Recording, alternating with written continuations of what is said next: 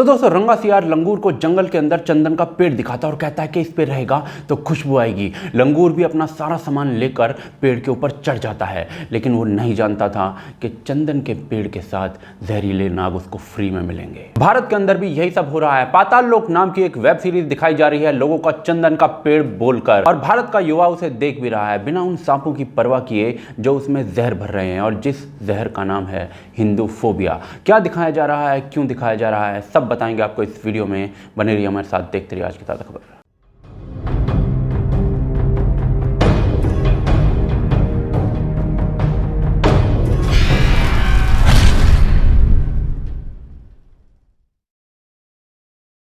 तो दोस्तों पाताल लोक नाम की एक वेब सीरीज रिलीज हुई है। अगर उसके प्लॉट को सिर्फ 2 लाइनों में बताया जाए तो एक बहुत बड़ा जर्नलिस्ट है जिसको मारने के लिए 4 लोग आते हैं और पकड़े जाते हैं पुलिस के द्वारा, और एक पुलिस ऑफिसर उनके रोल को इन्वेस्टिगेट करता है। अब इस प्लॉट को सुनकर हमें लगेगा कि इसमें हिंदू फोबिया कैसे हो सकता है। सही बात है, बंदर जो है अदरक को इमरती समझता है जब तक खा ना ले। तो जो कुछ भी है वो इस हसीन सी दिखने वाली स्टोरी के बीच में फिट किया गया है, बिल्कुल तरबूज के बीजों की तरह। क्या क्या फिट किया गया है। जिस न्यूज एंकर को मारने का प्लान बनाया जा रहा होता है वो कतई रवीश कुमार की तरह दिखता है, इवन बैठता भी उसी की तरह है, और रवीश कुमार का फेमस डायलॉग भी मारता है कि अचानक से देश के अंदर ना कुछ बदल गया है। आगे आप खुद सुन लो।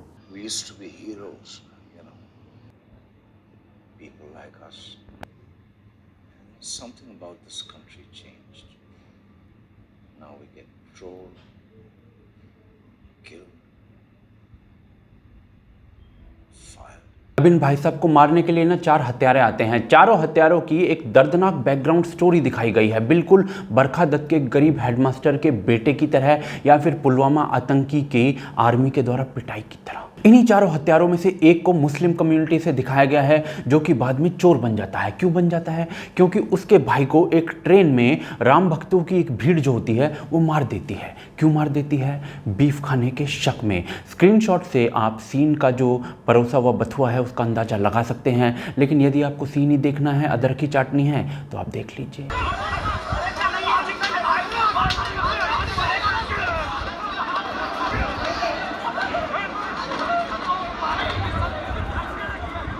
अब इस पूरे सीन को देखकर आपको रियल लाइफ वाला जुनैद का केस याद आ गया होगा। पर चलिए, अब इस चोर के पिताजी से पुलिस ऑफिसर मिलता है। चोर का पिता कहता है कि मैंने अपने बच्चे को मुसलमान तक नहीं बनने दिया, आपने उसे जिहादी बना दिया। क्या साहब, जिसे मैंने मुसलमान तक नहीं बनने दिया आप लोगों ने उसे जिहादी बना दिया। बेसिकली इस सीन के द्वारा ये दिखाने की कोशिश की जा रही थी कि भारत में इस समय मुस्लिम समुदाय को उनका फेथ तक प्रैक्टिस नहीं करने दिया जा रहा है। सीरीज का सबसे मुख्य विलेन है वाजपेयी, जो अपनी गाड़ी में गंगा जल रखकर चलता है। क्यों?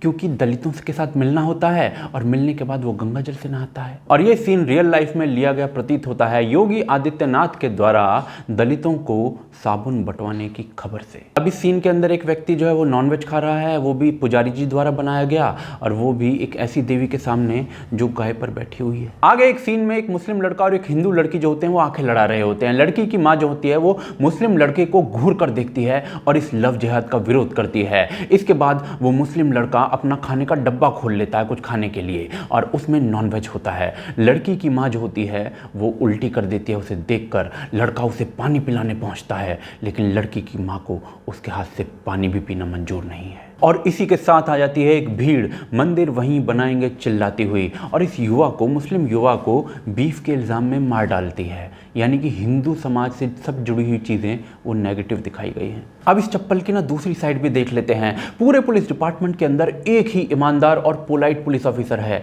जो कि मुस्लिम समुदाय से है। वो पुलिस स्टेशन के अंदर यदि पूजा हो रही होती है तो उसको घूर कर देखा जाता है, उसको प्रसाद नहीं दिया जाता भगवान का। जब वो IAS की तैयारी कर रहा होता है तो उस पर टॉन्ट कसे जाते हैं कि भाई तेरा तो हो ही जाएगा क्योंकि तू एक पर्टिकुलर समुदाय से आता है, और इस ह्यूमिलेशन के बीच में वो अपनी नौकरी कर रहा होता है। अब कैरेक्टर से आगे बढ़कर थोड़ा कहानी पर बात कर लेते हैं। बेसिकली पत्रकारों का टारगेट होना, उनको मारा जाना दिखाया गया है। एग्जाम्पल के तौर पर नाम भी लिया गया है। किसका? गौरी लंकेश का। रवीश कुमार जैसा दिखने वाला व्यक्ति खुद को लिबरल कहता है, और सरकार में बैठा हुआ एक पॉलिटिशियन खुद को नेशनलिस्ट कहता है।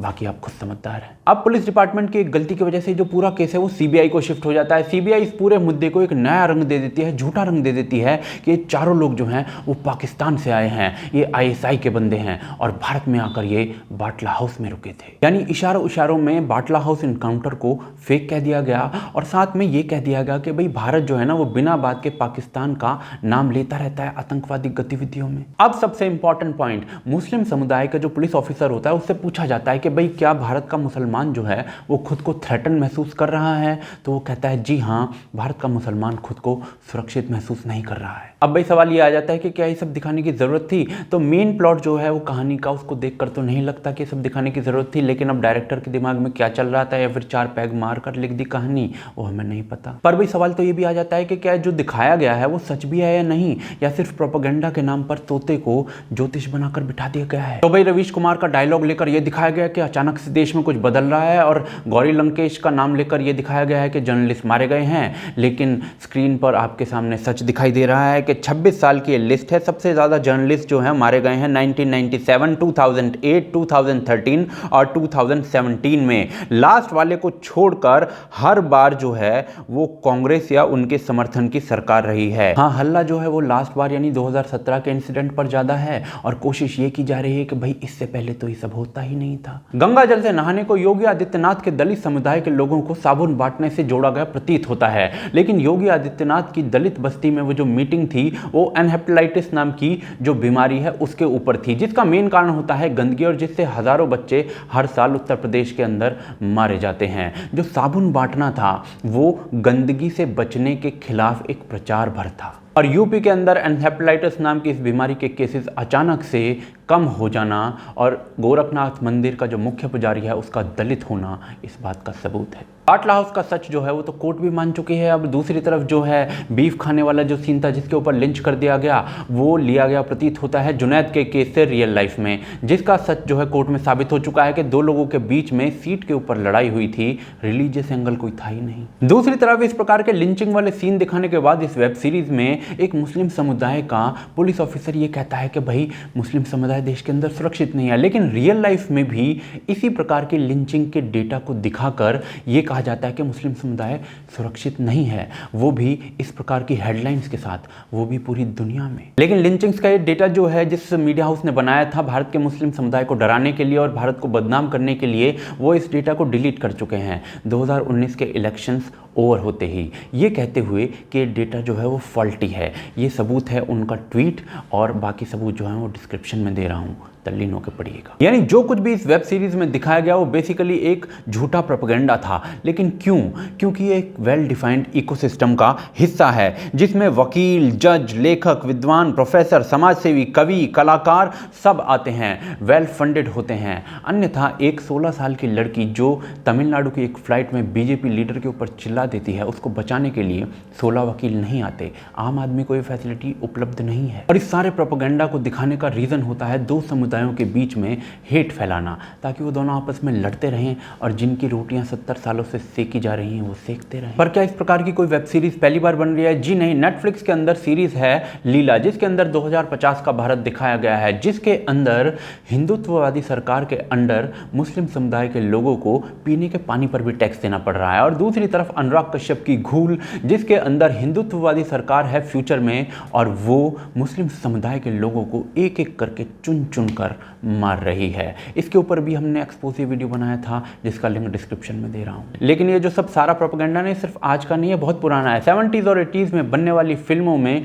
लोगों को घोड़े से खींचने वाला ठाकुर, एक महापाखंडी ब्राह्मण, लोगों का खून चूसने वाला महाकंजूस बनिया और दूसरी तरफ ईमान का पक्का एक रहमान चाचा दिखाया जाता था। ये रिप्रेजेंटेशन था। दूसरी तरफ एक गरीब दलित कम्युनिस्ट हीरो दिखाया जाता था और जो घर का छोटा ठाकुर होता था ना, वो तो बना ही बिस्तरों के अंदर ऊष्मा भरने के लिए था। अब सवाल आता है कि क्या ये पॉलिटिकल प्रोपेगेंडा है या रिलीजियस प्रोपेगेंडा? तो भाई जितने प्रकार के चोचले इस वेब सीरीज में दिखाए गए हैं ना, उसको देखकर तो ये लगता है कि ये प्रेजेंट गवर्नमेंट जो है उसके खिलाफ एक प्रोपेगेंडा है विद हिंदूफोबिया। फिर इस सीरीज के जो राइटर है उसके बारे में पढ़ते हैं, जिन्होंने पंजाब इलेक्शन से जस्ट पहले उड़ता पंजाब बनाई थी, तो जो भी सारी चीजें हैं वो यकीन में बदल जाती हैं। लेकिन इस प्रकार की फिल्में क्या सिर्फ लेफ्ट लीनिंग लोग ही बना रहे हैं? जी नहीं। हैदर और उड़ता पंजाब जो हैं वो रिस्पेक्टिव स्टेट इलेक्शन से जस्ट पहले रिलीज होती हैं। तो उसी प्रकार से द एक्सीडेंटल प्राइम मिनिस्टर 2019 के चुनावों से जस्ट पहले रिलीज होती है। तो कोशिश जो है वो दोनों तरफ से है, लेकिन लेफ्ट जो है ना वो टोटल खेल में बहुत आगे है।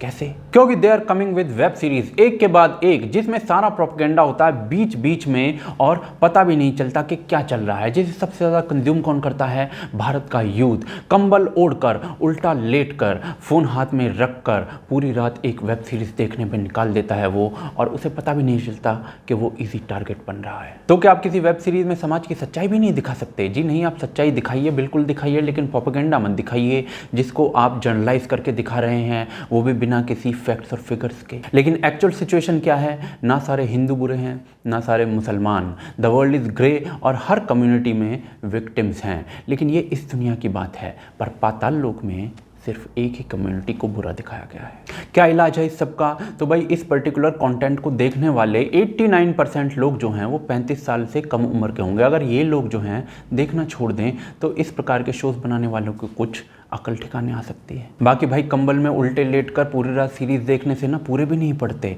कुछ ना रखा इन बात में, रोते रहोगे रात में। तो दोस्तों ये है पूरा सच पाताल लोक का। अब धरती लोक पर आप इसे देखेंगे या नहीं ये तो मैं नहीं जानता, मैं तो भाई भोला आदमी हूँ, आपको पता ही है। लेकिन आप लोग जानते होंगे, आप भारत की जनता हैं, आप हमें बताइए इस बारे में कि आप इस शो को देखने वाले हैं या नहीं। कमेंट करिए इस बारे में। साथ ही साथ यदि आपको हमारा काम पसंद है तो आप हमें patreon.com पर सपोर्ट कर सकते हैं, जिसका लिंक जो है डिस्क्रिप्शन में मैं आपको दे रहा हूँ, या पिन कमेंट में, या फिर आप स्क्रीन पर भी देख सकते हैं। इसके अलावा आप हमें ट्विटर, फेसबुक, इंस्टाग्राम, टेलीग्राम पर सपोर्ट कीजिए। आप देख रहे हैं आज की ताज़ा खबर। जय हिंद, जय भारत।